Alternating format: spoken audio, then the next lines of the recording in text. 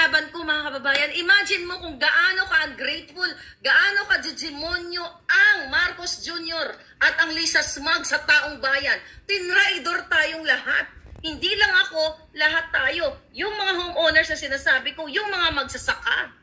Lahat, teachers, nurses, OFW, lahat tayo, kahit na vendor, lahat tayo tinraidor ng gobyernong ito at kailangan nyo ng kumilos at mag-speak up day. Dahil uubusin nila ang pera at manggugurgur na sila ng tao kapag hindi nila kayang bilhin. Katulad ng ginagawa na pagapang ni Lisa Smugs dito na nag-send ng mga tao dito para harasin ako, takutin ako, or gurgurin ako. Gamit bit-bit ang pera ng bayan. Gaano kahayop ang mga taong ganon? After kong sinuportahan ang mga ginayupak na ito, inispend ko ang buhay ko, pera, panahon. Pero dahil kinriticize ko ang mga jutang Genemes, ang mga polboronic, dahil polboronic ibangag, gugurgur talaga ng buhay niyan. At kala nyo kayo lang ang marunong manggurgur na? Akala nyo kayo lang ang may kamay?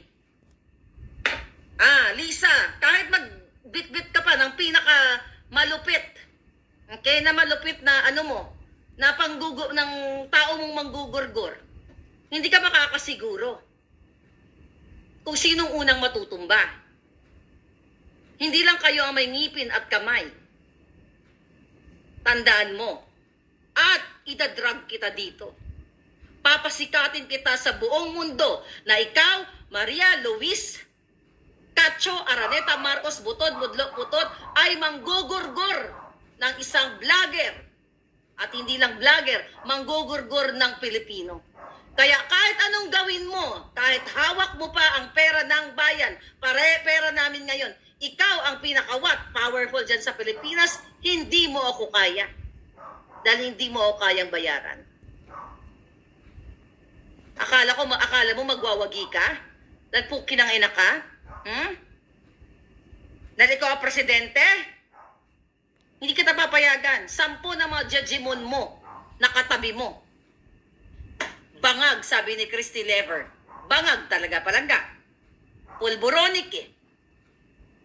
Sabi ni Cotton P, nakita na pala ni Jason sa, well, kakilala niya kasi yung may hawak. Manong Jay, gusto mo may reveal ko? Wag na. Baka malaman si Lisa Smugs. Mataranta. Hayaan mo na.